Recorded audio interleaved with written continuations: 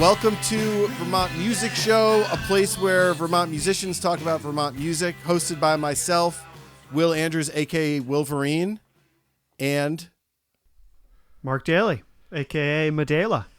In this week's episode, we will be talking with drummer and woodworker Steve Hadeka. So Steve is one of Vermont's best and most prolific drummers. I've caught Steve backing up Josh Panda, Lowell Thompson, the Kush, the Honky Tonk Tuesday crew, as well as slaying with his current killer rock band, Matthew Mercury. Steve's playing is precise, patient, yet playful. Along with backing some of the best musicians in Vermont, Steve is an incredible woodworker and the brains and brawn behind the Pleasant Ranch brand. Steve makes one of a kind home decor, birdhouses, and everything in between in his Winooski studio, and sometimes teaches Winooski high school students some tricks of the trade. Recent in-depth profiles of his birdhouse work can be seen in just about any Vermont publication. While preparing for this interview, I found Steve's 7 Days profile, which describes him as area drummer. I would urge them to change that to badass stick slayer, exceptional wood artist, and overall nice guy. Pumped to be talking with you today. Steve, welcome to the show. Well, thank you. That was an amazing intro, and some of it might have been true, but I feel that there might have been some exaggeration there. But thank you. I really appreciate it, and I'm so happy to be here with two legends like yourselves. Well, thanks. Yeah. I mean, how do you feel about being described as area drummer on the internet? I mean, it's fine at this point. I mean, look, I'm 42, you know, I got a snowblower last winter. I'm fine. Everything's fine. You're set. I could be the area drummer. You know, I don't care. I mean, honestly, when I was younger, I did care about that stuff when I was 19. I cared what people thought about me. I wanted to be the best, you know, the best drummer around, but I was too young to even realize I wasn't even close to the, you know, whatever. So yeah, I don't care about monikers anymore. I'm over it. I feel you on that. Sorry, yeah. I still don't know how to use my computer though. I think it's working well. Where could you be? Okay, there you are. Sorry, yeah. I'm sorry. So let's just start from the beginning. So do you want to give us a little bit of background information on where you were born, kind of your early life as a musician, and just kind of fill us in on that? Sure. Yeah, I'll try to do it quickly. I was born in Rutland, Vermont, lived in Mendon, just outside of Rutland for the first year of my life, then moved to Castleton, Vermont. I got my first drum set at age, I guess I was 11. I was always thinking it was 9 or 10, but now that I have a daughter who's 10, I'm realizing, well, 5th grade Christmas time, she'll be 11. So I was 11 when I got my first drum kit. And that was really amazing because I'd only been playing drums since September when school started, school band. Mm-hmm. And in the first couple of weeks, I was so excited about it. My teacher at the time, Diane Marrow, she wasn't a drummer. She was the school band teacher, and she didn't have anything left to teach me. You know, we exhausted her little catalog of stuff to go through. So I started private lessons right away. Again, I got to just thank my parents for everything because I would be nowhere without them, like all of us. But they, for some reason, took a risk and bought me my first drum set that Christmas time. So I'd only been playing for about 3 months, and I just that was it. Like I was in my bedroom with the drums all the time, playing along to I remember Free Fallin' was like the first drum beat I got together. The Tom Petty tune is like getting just that, you know, mm-hmm. that one extra kick hit in there was that was it. So yeah, just started playing in my bedroom, and then the neighborhood kids would come over, and a couple of buddies of mine.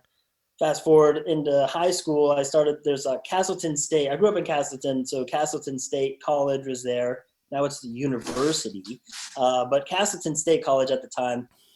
And so there weren't a lot of drummers or musicians at all around. So I ended up being the drummer in the one college band at Castleton at the time, which was super exciting for me. Yeah. And I got to start playing in bars before I could even drive myself. So I was like 15, and then just started doing the cover band thing, going around Rutland and, in that area. Played my first Nectar's gig in like probably 98 or so, 97 or 98. And then went to Johnson State College, met Seth Iacoboni, and then that's when things really like got serious to the point where I was like, I don't even know, like college became secondary. I was in music school, but like that kind of became secondary to the touring we were now doing. So that's kind of how it all got started. Nice. Were you Seth's like first original drummer? I'm never the first drummer in any band except for Matthew Mercury. But like even then, like Ezra, we'll get to this later, but Ezra was also the drummer and the singer, like laid down a lot of the drum tracks first. So even in that band, I'm like never the first drummer, but whatever. I like to think of it, maybe I come to the rescue afterwards. I don't know. But in any case, I was not the first drummer. Actually, Jeff Salisbury was the first drummer, and he was my teacher at the time, and he sort of made the connection for Seth and I, because Seth didn't actually go to Johnson State, but he's from Morrisville, so Right. I love Jeff. What a great guy. Oh man, so much from him. Just yeah, about life and the music business on top of the drumming stuff. I mean, just he was such a lifer. Just so full of great advice. He almost like he was a teacher, but like he didn't come off as a teacher. Like he was just a chill guy. He'd shoot it straight. Like love that guy. Great teacher though too. Like yeah.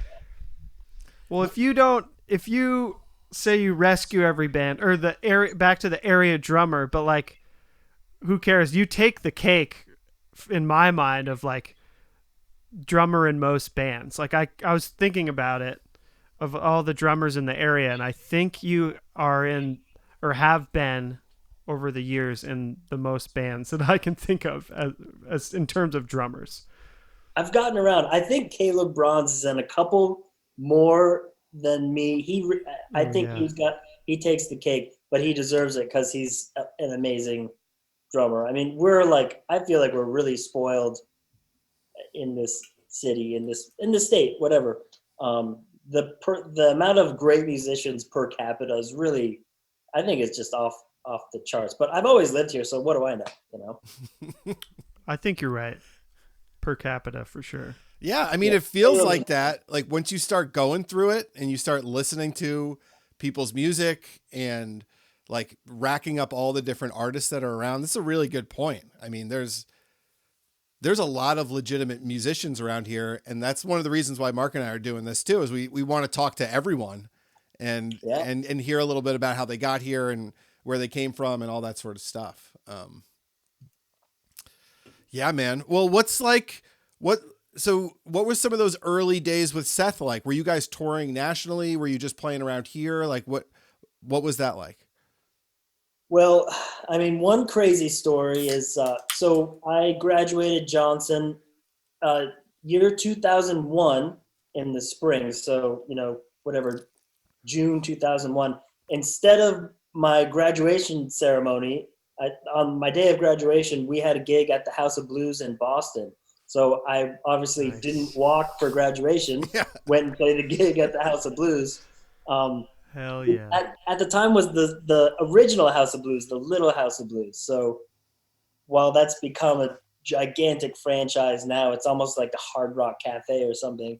This was the little one. So you only had to get it was like 200 capacity or something. So it was a beautiful, nice club for us. And so that's what I did on graduation day.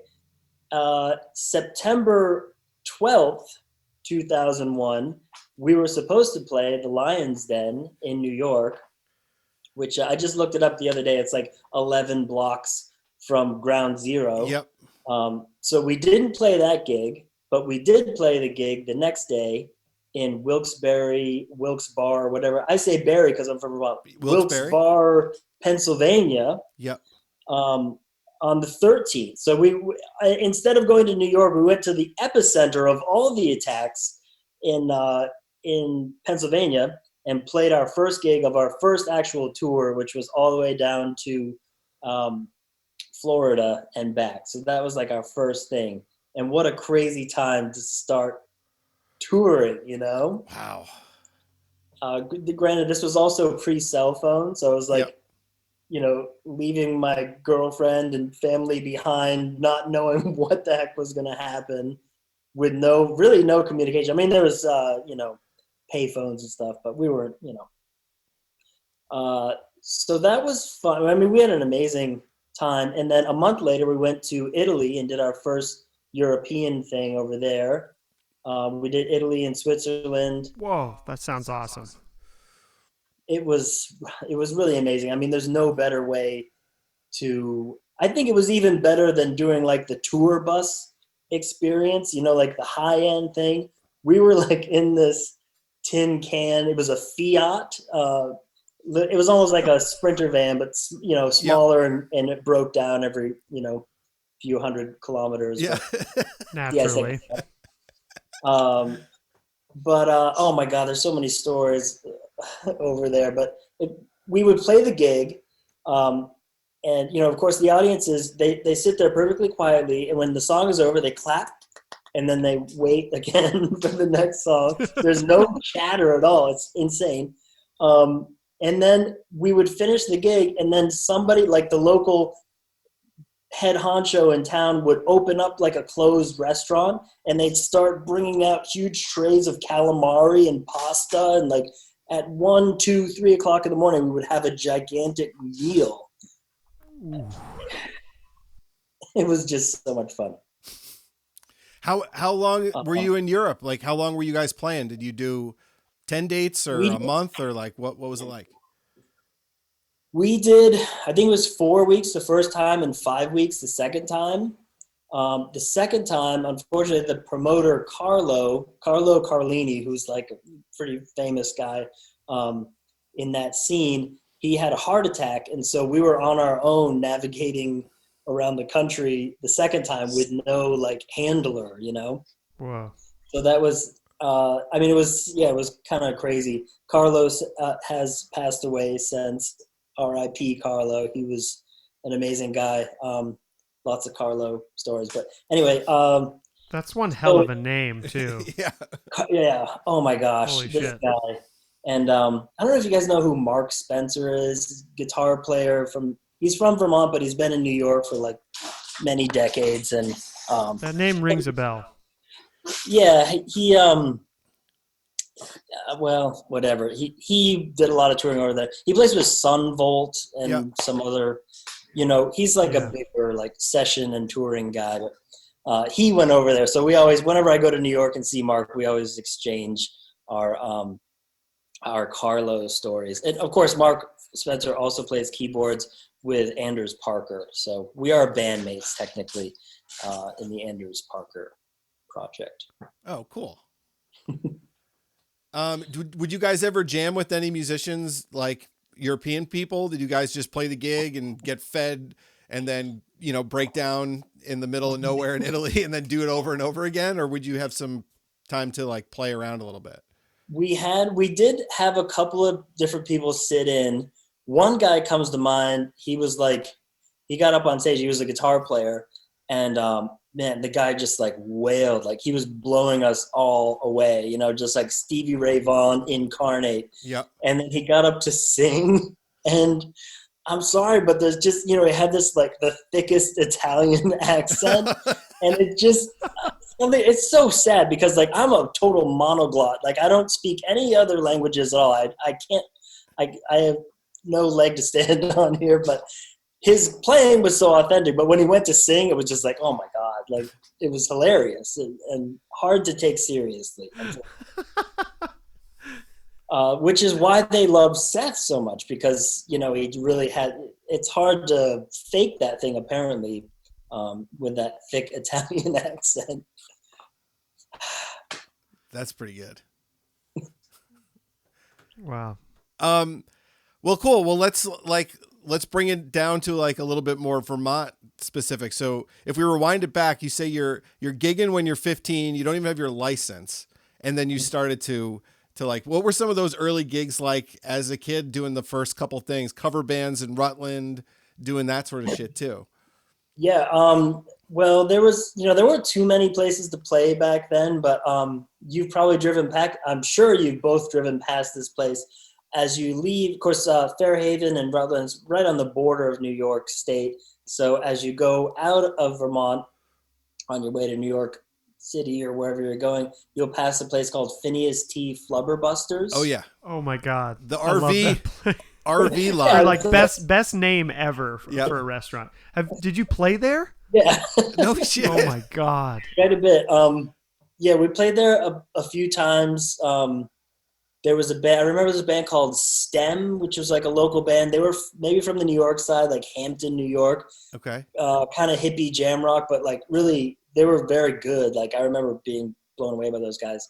So we opened up for STEM, and then another cool band from Albany called Lughead, who I don't know how big they actually were, but at the time to us they seemed like, oh, these are like New York like rockers, you know, like Albany, New York, but still, you know, it was like they seemed like a big deal. I still have one of their songs in my head because they used to play it on WEQX, the radio station down there. So, sorry, I got a little sidetracked there, but the gigs were not good. Smoking was still allowed in bars. Yep.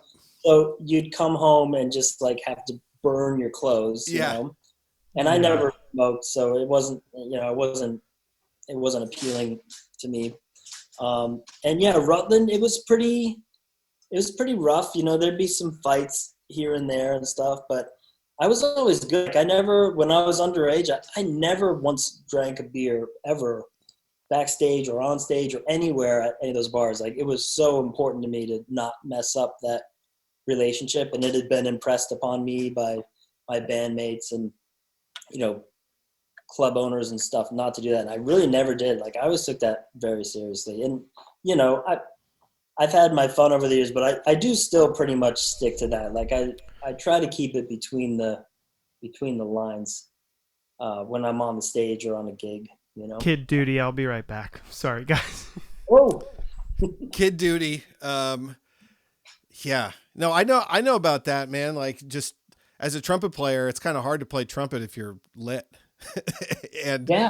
And you think that you might be doing some good shit, but it's absolutely not the case. And I can imagine it's even harder as a drummer trying to like coordinate all four limbs if you're loose. It's hard enough. Yeah, it's hard enough already, and it's laborious, you know, like it's hard. I mean, I agree. I can imagine it's hard with trumpet too, but in a different way. Like it's like running the hurdles or something. You don't want to do, it's like not fun when you're drunk to try to do that. So yeah, I try to keep it together.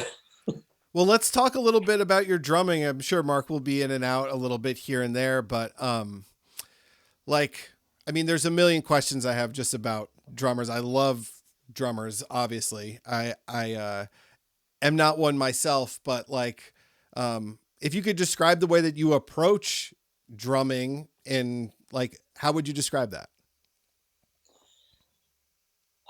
I mean, I feel like a lot of the time, maybe other people have said this, or I've said it a bunch, but you know, the term like meat and potatoes. Yeah. You know, like people would be like, "Oh, you're like a real like kind of laying it in there, backbeat," you know, and I don't take that as an insult at all. Like, you know, I try to do, and I think everybody should do what they're good at, you know, and learn that early on and try to keep going with it. So yeah, I mean, I try not to be, I can't be too flashy. I'm not a Dan Ryan, you know, like, I mean, a million other amazing drummers out there locally and wherever, but yeah, I just try to make everything really clear. I think a big part of my coming up, like in those early days, playing unmiked, but all the bass player and the guitar players all had amps and everything, but like we couldn't afford drum mics, or, you know, we were playing through a 4-channel PA system. So there was only enough room for vocal mics or whatever. So I had to be loud. I mean, right from the start, between the sound of the audience who's yelling at each other and the amplified instruments, I had to. The only way I could play the bass drum loud enough to be heard was to lift up my whole leg and put my whole body into it. Yep. Which is why I always play heel up. Okay. Even if I'm playing softly, it's become so ingrained for me. I always play heel up. Heel down for me just feels like there's too much time to get that, whereas I'm just like boop, boop, boop, just kind of poking down on it. And also like just giving it my whole leg, because I really feel, and like Carter Beauford would say the same thing, every bass drum note pretty much should be forte. Yeah. You want to hear all those notes. You don't want to kind of hear some of them when you're playing the kind of music that I tend to play. But I'm not talking about jazz here, So I just try to make that really clear. And then my other thing is just like the big backbeat snare as well. 2 and 4 should be, almost everyone should be the same. It should have the same sound. I mean, those were the records that I grew up listening to. And, I'm a product of the 80s and highly processed music. And I just, that's where my heart is. I have a degree in jazz technically from Johnson, but I was never, I took some elements from that and some chops and some techniques, but that was never where my heart was. And it still isn't, though I respect jazz drummers and the genre, immensely. Do you go heel up on your left foot too? Yes. Okay. So is that unique for drummers to have just double heel up? Not for hard rock drummers. Okay. I think most rock drummers, you see in these like double pedal videos, on online, like those guys are, well, they're not always heel up actually.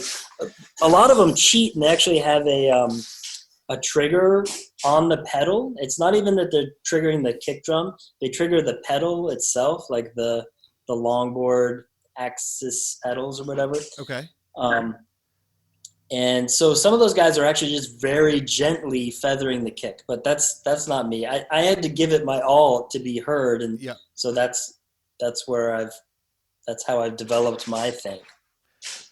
What are some every drummer obviously has a different approach to drumming or a different approach to feel. Are there any specific drummers that you tried to emulate from growing up for that sort of, everyone can hit 2 and 4, but everyone kind of hits it a little different. Are there any specific drummers that you grew up emulating or you try to do, try to capture their feel or their vibe or something like that? And this is it's the ultimate drumming cliche or obvious softball person to emulate. But John Bonham, of course, is just when I heard that stuff for the first time, I was just floored, that sort of approach, the way he kind of swings through his fills, even though the time is straight, it's it's kind of swung and it's kind of straight.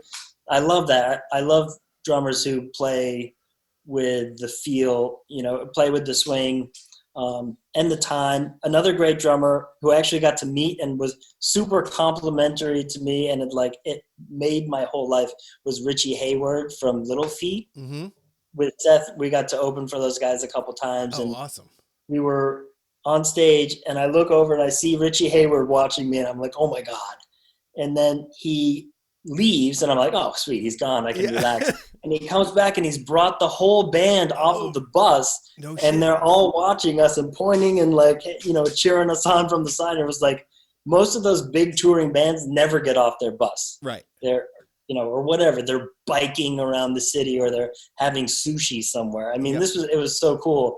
And then after the gig, he was just really sweet and complimentary. But that guy does some really amazing stuff with his feel and the swing and that sort of Nolans loping, it's like a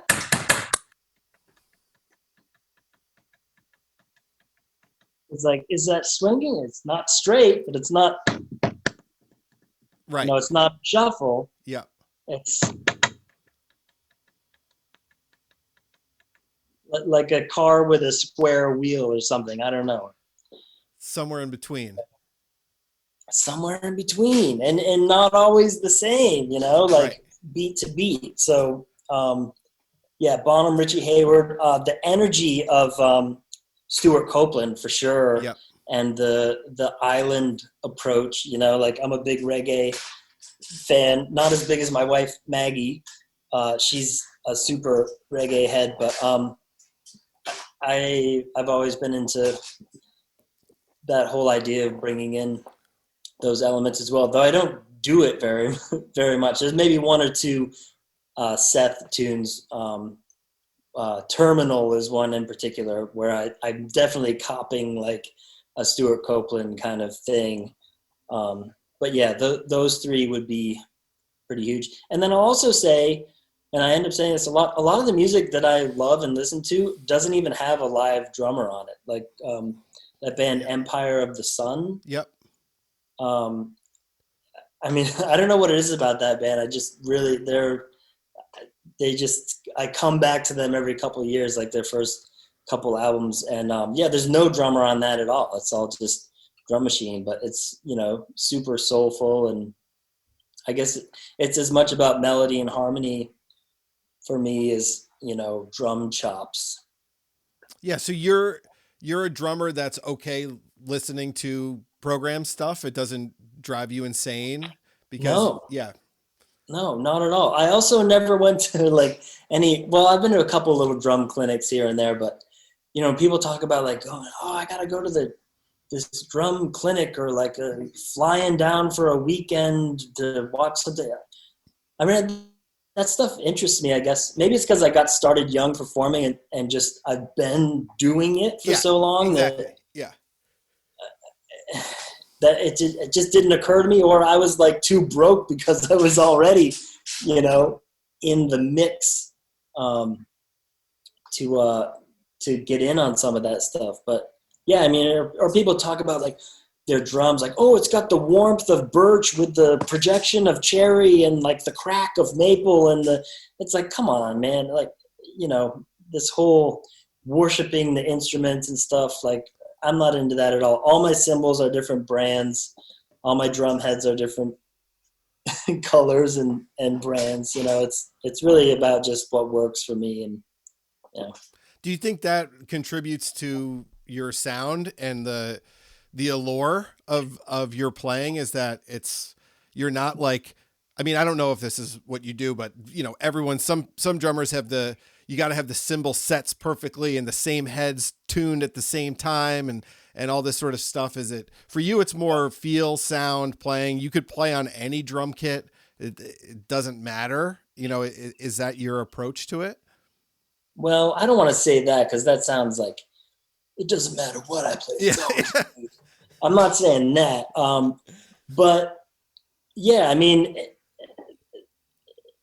yeah, that stuff just doesn't. Again, I'm 42. You know, who cares anymore? Like, who cares anymore? Right. Yeah. I mean, I do care very much about the sound of my drums and cymbals, and listening to other drummers too. You know, I care about that stuff. But as far as like, you know, the minutia of the whole thing and the brand loyalty and all that stuff, yeah. So, if you could pick, like, I mean, it could be Led Zeppelin, it could be, you know, the Police, whatever, but some sort of drum sound overall, whether it's mixing, whether it's the playing or something that if you could say is like your favorite sounding drums in a recorded album, what would that be? Oh boy.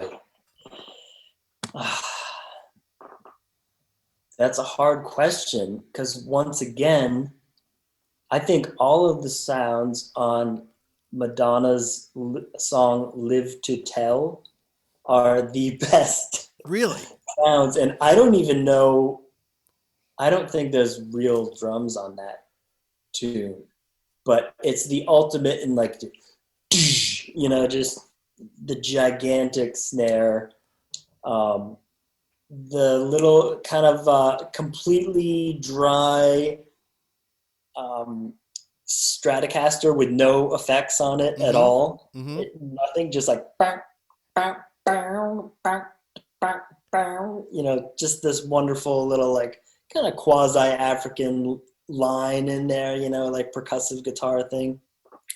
That song crushes. But no, I mean like really any Zeppelin stuff, Zeppelin 4, maybe. I don't know. Houses of the Holy. Yeah, there's just so much great stuff like that. I mean, I even love like the 311 drum sound, like I'm an equal opportunity listener. I do get all over the place with our listening. At home, we have WJOY on in the morning. Okay. The local AM radio station. Yep. And that's like the real oldies, like the oldies from when we were a kid, oldies, not the oldie station now, which is like 90s. Yeah, I know. It's like Taylor Dane or Aerosmith. But yeah, we're really all over the place, and we try to expose our daughter Sailor to all that stuff. She loves Ariana Grande, of course, but she can sing all of the all of the golden oldies as well. So, chalk one up. When you're in the studio, are you like when you're recording, like, because I think you're currently recording a new record for Matthew Mercury, right? Yep. What's your like psycho level regarding drum mixing? In my experience with some drummers I've recorded with, when you play them back a mix, it's as if the drums are completely soloed and there's nothing else. And some drummers like, dude, you got to turn the drums up. I'm like, well, there's an entire other song happening here. What's your level like in the studio with your own playing and mixing? Are you all completely hands-on? I mean, it's got to help having Ezra a part of it too, to have two drummers to kind of work on the sounds, but how do you approach that sort of studio recording? Well, I've learned to kind of be a little bit more hands-off with it. I'm concerned about all the performances, but my performance. Long before mixing, mastering, running it through the tape machine and getting things to distort just the right way. Yep. I want a good performance, especially out of myself. Like, that's all I care about is getting through a clean take. And hopefully, and I love to play to a click track. When I started recording 20 some odd years ago, it was terrifying. And like, we didn't do any of we still haven't done any Seth Iacovone band albums to any clicks ever. It's always just been us doing our thing, which is amazing and great. But I love having the honesty, of the click. My drumming sounds so much better when I listen to it back with the click off. Yep. And I've done it enough now so that I can kind of play with it. And okay, I sped up a little bit through that fill. So now I'm going to just have to relax a little bit off it. When you take the click away, it doesn't sound bad. It sounds human, Right. The other thing, you mentioned Ezra, but Jeremy Mendocino, who's also an amazing drummer. He's the guitar player for Matthew Mercury and many other amazing bands as well. He's also, he's super talented in the studio, and like, I totally trust him to just take my drum parts and make them awesome. And and in my case, I'm kind of the opposite. Like, I want a good performance, and then I'm going to trust those folks to do their thing, because I don't really mess around with too much studio. I've never had my own studio. I don't have my own copy of Pro Tools or anything. It's not my thing. So, are you let me do it one more time, I swear I got it type of guy, or are you like I think I can do it better, let's do a couple more takes? Yeah, but it's really rare that and I'm not saying this to brag or anything, but it's really rare that I do more than 2 or 3 passes at a song, certainly at a time. We had the song Jeannie Harlow that we just recorded. I did 3 passes of it on one session a few weeks ago, and like, I knew I was lying awake afterwards. I was like, I just didn't nail it. It was fine. The other guys were like high-fiving, like it's great. Yeah. And I was like, please just, I know it's a little indulgent, but when we start the next session, let me just start with that one and run it down. Like now that I've had a little time to think about it. And so, yeah, I do tend to say like, I can do it a little bit better, but not 14 times in a row, like if it's taking you that many times, it means you're not prepared or you're just not ready. And then it also means you've lost any magic that might have been there in your performance. And I'm not the first to say that. Stuart Copeland would say the same thing. If we didn't get it on the first take, we move on to the next one. Yeah. And Stuart's just filled with the rage of hating Sting throughout all of his takes. That helps. It just emulates through his playing. Do you guys, with this album and the last album that you guys recorded, do you record live takes as a whole band? Do you do bass and drums? Everyone individually? Like, what's your approach for the recording process? This time, because of COVID, we had to do it a little more piecemeal than previous times. But yeah, we always do bass and drums together, in separate booths. And then Jeremy will run like a scratch guitar track. In this case, I didn't always have the bass player Dan with me. So a couple times it was just Jeremy and me, and he grabbed whatever acoustic guitar was in the tracking room or whatever, the mixing room, and just did a scratch thing and just goes meow, meow, meow with the vocals because he doesn't know he's not the singer. So he's just, scratch vocaling through the whole thing. And it's totally fine. I mean, I feel like I'm going to play what I'm going to play no matter who else is in the room recording with me at the time. Like, I got my part down. I know what I'm going to do. I got the click track there. I know the arrangement. Let's go. Right. Even if it means there's like a little toy guitar, something. Yeah. And you can kind of muster up the vibe for it in that sort of, even if you're playing solo or something like that, like you can get it. Yeah. And I'm never fully solo. Like there's always a little something just so we don't waste any time. And, I could kind of like sing the song in my head and go through it that way, but just so that we don't screw anything up, we have somebody, making some noise in the other room. It's easy to do. It doesn't cost anything more to do that. So what's the vibe of this new album? I'm still, I'm still waiting to hear it because, just today we got we have bass and guitar on there now, and then we need keyboards and then finally vocals and then some little overdubby percussion things maybe afterwards. But the tracks are still so raw and sparse. But I mean, it's a pretty triumphant rock album. Like there's definitely some big like boom, boom, boom, like almost kind of the Who sort of vibe there, like Teenage Wasteland kind of vibe. There's definitely some Bruce Springsteen kind of feeling in there. And when I say that, I mean in the best possible way because, you might argue there's some, I don't know, I might ruffle some feathers here, but there may be some Springsteen elements that could be left behind. So, but yeah, some Springsteen vibe and definitely like kind of that early 2000s Strokes kind of thing. There's definitely a lot of like downstroke eighth notes going on with the bass and guitars, which I really love as a drummer because they're just playing the hi-hats. Yeah, exactly. And everybody, it's like even, and I love that. I don't know what it is. It's that the machine, all that machine learning, growing up in the 80s or something. Who writes most of the songs? We actually have a sort of a ghost writer for that band, which is like, it's almost the most, for me, it's like the most interesting thing about the band. The lyrics and like the lyrics are written by another guy whose name is Matthew. Matt Dublin is his name. And he was the bass player in this band called Ambulance LTD, which was a huge band, again, in the early 2000s, in that Strokes kind of era, New York thing.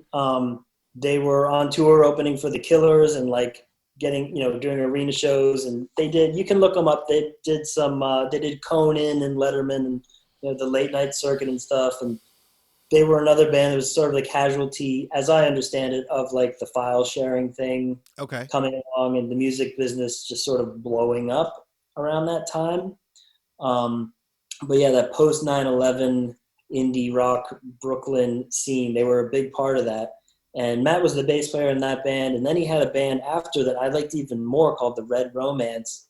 And I hope anyone listening to this goes over to Spotify and puts these names in, because they're really important bands. And up here in Vermont, like, no one knows these folks. But for me, like, I am such a huge fan of Matt and all those guys. He just had this treasure trove of songs that he and Ezra worked with. Ezra was living in New York for 21 years or something. So they had been passing back and forth these tracks for years and years. And there's these amazing songs that are really, the songwriting is on a much higher level than, I don't know. It's just a high level of songwriting. It doesn't sound like a little Vermont band, because it's not. Like, This guy is a serious songwriter. His lyrics are like brilliant. So yeah, that's the long-winded answer for who writes the songs. But if we get any of those big gigs, he'd probably jump up with us and play keyboards and do some background vocals or something, because Matt Dublin deserves to be there in my mind. Yeah, and probably in his mind too, maybe.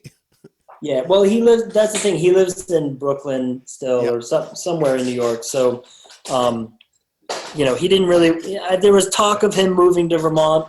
When Matthew Mercury started, we were thinking, well, maybe he'll move and he can be the singer. I'll play guitar. Ezra will be the drummer, naturally, and we actually tried to get Bobby Hackney to be the drummer. Yep. At one point, like, we were just kind of like putting it out there and like to everybody, trying to figure out what the right, recipe would be. But it ended up that Matt didn't really want to leave New York, and Ezra was excited to front the band, and I'm obviously way more comfortable behind the kit than I am playing guitar. So that's how it all ended up. And I think we came upon the right formula, even though Ezra obviously could crush the drum parts better than anybody, but whatever. That's pretty cool. I mean, the last time we, hung out, talked in person, everything, you guys, I think you were prepping for a tour, and you were maybe the tour that you guys did, was it last winter? Like a year and a half ago or something like that? Yeah.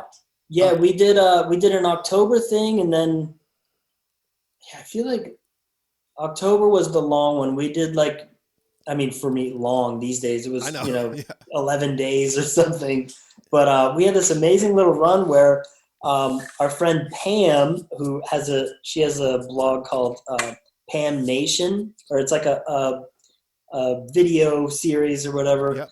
She's just amazing, super supporter of all kinds of artists. Look up Pam Nation as well. She had a house up in, what do you call it? The area north of New York that's really beautiful. Westchester, is that? Westchester, White Plains, all that area. Yeah, Westchester's right up there. Yep. Yeah, well, it was, the nice little area. She's actually neighbors with Eric Trump, if that gives you any kind of a yeah. kind of clue. Anyway, so she had this beautiful place, and so we got to, all of our dates were pretty much within a few hours of there. So she put us up, so we got to stay in this beautiful house every night, and she totally took care of us. It was really like, we were like, we've arrived, we're like adult touring right now, like dad's on tour, bro. Yeah. It was great. I mean, sleeping in the same bed every night, like, just awesome. I mean, that's the way to do it. Like, as a fellow old guy, the grind of driving 6 hours to Binghamton and then playing in Cleveland and then do it, like, we've all been there to some extent. And I don't think I can physically handle it, let alone emotionally at this point in my life. No, I'd be good until about 7 o'clock the second day, 7 a.m. the second day. I'd get through that first night. I could stay up till 4 o'clock in the morning, no problem. Yeah.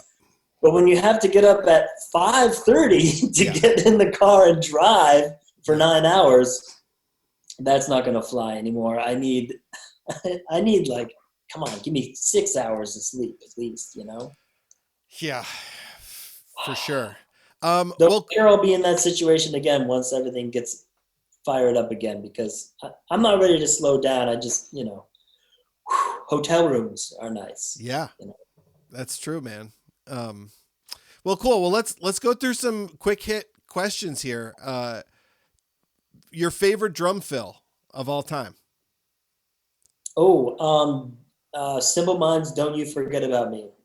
Oh.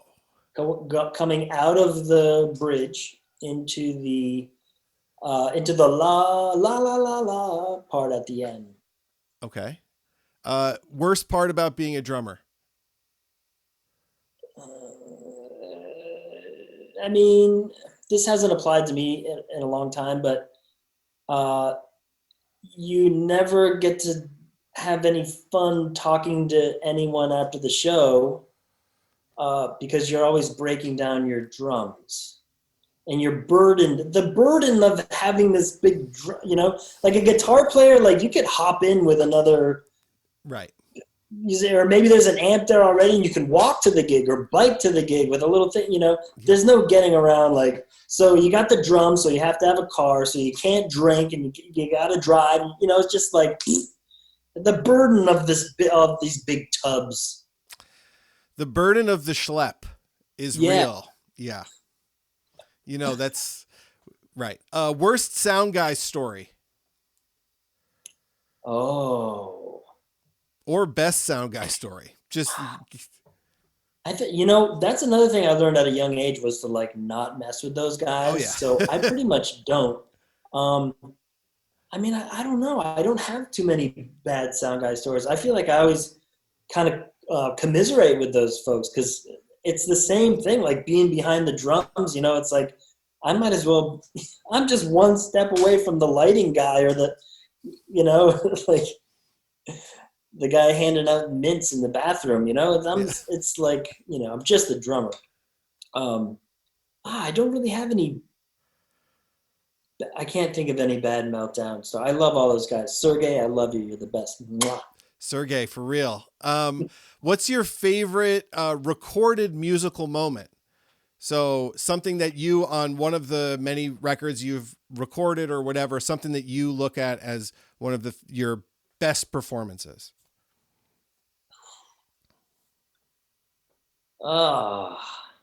That's hard to say. I'm so critical of myself. All I hear are the warts, you know. All I hear is the. I know. Oh man, and I feel like it's unfair because like some of those early Seth records, you know, we were really, at the time, the feeling of it was so, like he had like a blues band and then like I came on and we were like, let's do something that's, you know, like not so breaking out of the traditional blues, and we're really pushing ourselves. So I just think a lot of the stuff from like the Standing on the Sound album. Okay. For me at the time was like really progressive feeling for us. I'm not saying it was overall, but that's how it felt for us. So yeah, those early records, I mean, you know, you can never quite get that same feeling again. But honestly, I'm super psyched about the stuff we just recorded with Matthew Mercury.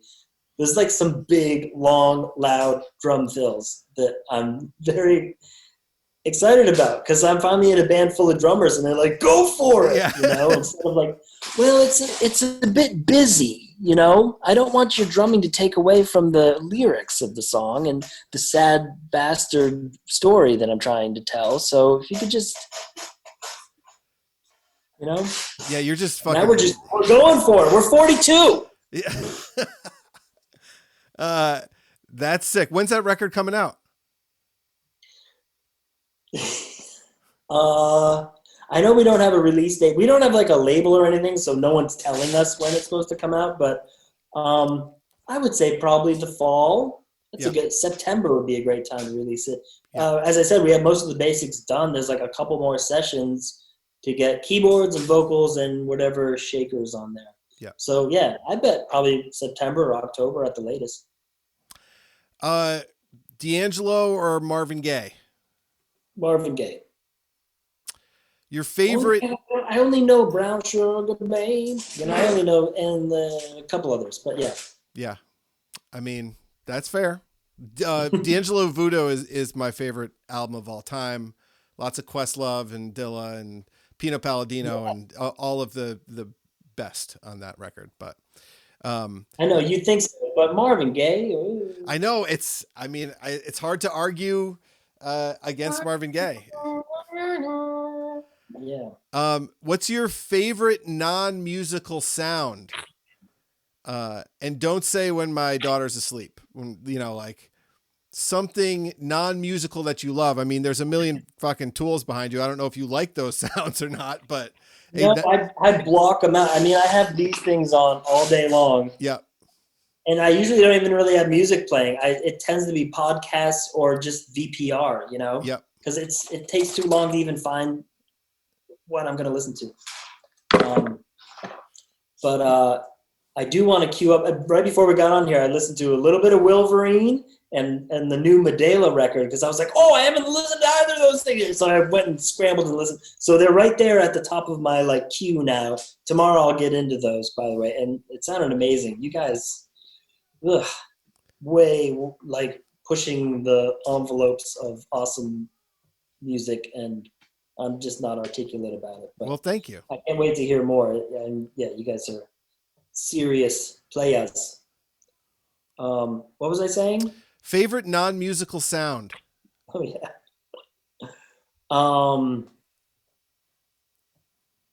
Probably Zach DuPont hitting a pickleball. Ooh. Are you in the pickleball crew? I am. Oh my man, Z, he's deep into it. He is. That's my guy right there. I love that guy. I mean, if you're feeling bad or sad or down, just go to his Instagram and just watch a couple of it. You'll feel instantly better. And he's a bright, shining star, that guy. Wow, man. And you know what? I've been currently recording a record with his brother, Sam, who is, I don't know if you know Sam well, but as wonderful as a human and friend. And those DuPonts, man, they're good dudes. Yeah. They're, I mean, to have that much talent, it's kind of unfair to have that much talent in two brothers, you know. Sorry, I just realized my microphone was unplugged. We have to do the whole thing over again. I've been recording audio, so the Zoom audio is pretty solid. Okay, cool. Worst musical injury. I think drummers are probably the most injured of the musicians. What's your worst musical injury? I'm glad you brought this up because I was just saying over the last couple of weeks, my right wrist is finally not injured after years, after, I don't know, 6 years or something of just constantly hurting and feeling stuff growing in there almost. No. Kind of I don't know if it's arthritis or what, but it's healed up. It's gotten better because I haven't really been playing much over the winter. And I got this new woodworking machine that kind of replaces a lot of the real heavy handy kind of work that I do. So I'm healed up finally. So yeah, bad wrist, probably tendonitis or something, but I don't know. I've never been to a doctor, but yeah, the wrist thing, take care of your wrist, man. I don't know exactly what level of gear acquisition syndrome you have, or gas as they call it. If there's one piece of, gear that you could purchase without any price around it, what would that piece be?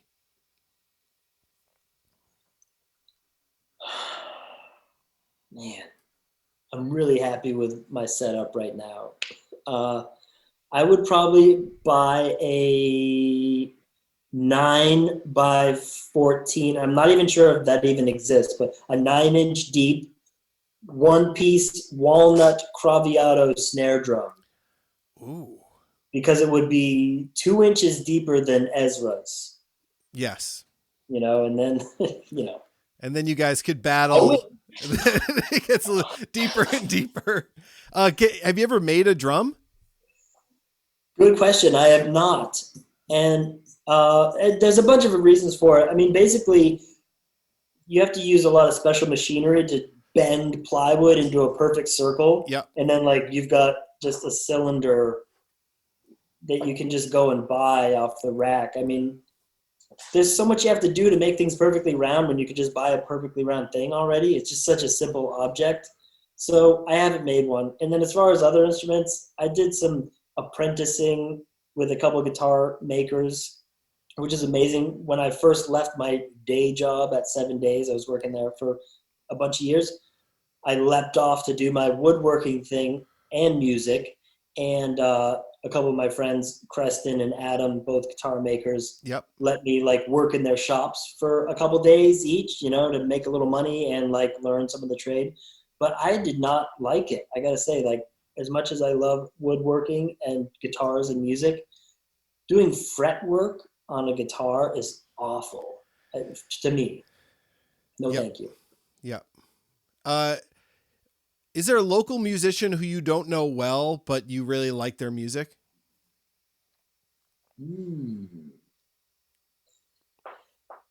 Johnny Wanzer. There we go. Yeah. The North End Anthem was that the name of it? I love the North End Anthem, but I'm really into his political stuff. He's so well researched. I don't know where he gets all this info from, but if anybody's not hip to that guy, he really, whether you love Moreau or not, like, there's a lot of information out there, and he's really pulled it into these well edited videos. He's amazing. He's great. What do you suck at musically? Did you say musically? I'm sorry. Yeah, what do you suck at musically? Any like jazz or bebop thing. I have like two things I do over and over again. Yeah. It's like a total rock approach, like the total wrong approach. Just like, no, you did that last time. You got to do a different thing this time. No, I'm so like, oh, it's not good. I need to be pounding out like in a factory, of beats. What are you really good at musically? I'm pretty good at when I hear the first verse and then the chorus, the first time I'm playing a song that I've never played before, the second chorus, I usually get it by then. Yeah. I listen, I guess, which I guess isn't I don't want to sound, again, I'm not being braggadocious about it, but I can remember what happened musically and predict what's about to happen again. And usually I get it just about right. That's awesome. A good listener is a very great quality of a drummer. Agreed. Do you want to talk a little bit about Pleasant Ranch? Just to give the people a little bit of that, and then we can call it. Yeah. The Pleasant Ranch thing, it's kind of crazy what's happened over the last year, because March 15th, 2020, I played my last gig, and even that was kind of pushing it. We drove down to Jersey and played a wedding. Wow. Unmasked. A bunch of people got sick. It was crazy. Mm-hmm. But after that, all the gigs went away. My wife and I were like, well, we better get a hold of Bank of America and see what we can do about the mortgage. And we're just like, Yep. what's going to happen? Should we sell a car? Like, what are we going to do? And then, I've been making these birdhouses and stuff for a long time, almost 9 years now. And without all these gigs in the way, I finally had a minute to be like, you know what? I'm going to make a couple cool birdhouses, and I'm going to finally put them on my Etsy site, because I've been selling these other little wooden things on the Etsy site, but I never really had the time to be like, okay, I'm going to get some pictures taken and put them on the Etsy site. And then a couple weeks later, apartment therapy got a hold of me and said they wanted to do an article. I read the And I was article. like, cool, Yep. sweet. It was Apartment Therapy is a website, like a web magazine, Yep. home style kind of thing. That article came out, and then suddenly my orders and my favorites and likes and everything were going through the roof. I was like, what's going on? My phone was just like lighting up. Awesome. And that continued through the rest of the year. I got a bunch of other little mentions in some big media outlets. And like, I think people were just stuck in their yards and they wanted to spruce things up and they're looking for birdhouses. And so last year it ended up being a great year for me. Not a lot of music, but the birdhouse thing has really taken off. And I've been able to get some new equipment and step up my game. I got boxes with my logo on them and stuff. Like, it's been fun. And the cool part about it is it's still just me. So if I have to go play a gig or go on tour, I can just put the shop on vacation mode and go do my music and then pick up right where I left off. There's no employees that I have to take care of. So it's really like, I'm so blessed to have music and woodworking. I'm happy to do as much of either, whatever mix comes along, I'm happy with, because it's such a blessing to be able to do only creative work and pretty much be in charge of all of it. I mean, it's totally amazing. That's awesome. How many birdhouses a week are you making and selling? Between 5 and 10. No shit. Awesome. Yeah, I think I did about 300 last year. It was like 200 and something orders, but some of those had multiple on there. And then there's a bunch of orders that didn't go through Etsy. So I think I did it's about one a day. I mean, I go to the post office 5 days a week. Yep. With usually two birdhouses to ship. I see Ann at the Winooski post office. Yep. Every afternoon. She lets me cut the line and just drop the stuff because it's all. I got a label printer. It's amazing. Yeah. Well, that's awesome. And you got that hat too. Are you selling those hats? I am. Yeah. Those are they're on the Etsy page as well. These aren't as popular because it's like kind of a dad hat, which the ironic thing is like kind of the younger kids wear the dad hat. But I think younger kids aren't really on my birdhouse Etsy page. So, it's whatever. It is what it is. But yeah, there's some merch on there. But the birdhouses, they're like, they start at like $199. So it's a certain kind of demographic. Most of mine go out of state. A lot of them go to specifically Palm Springs, California. Wow. Like a third of them just go there.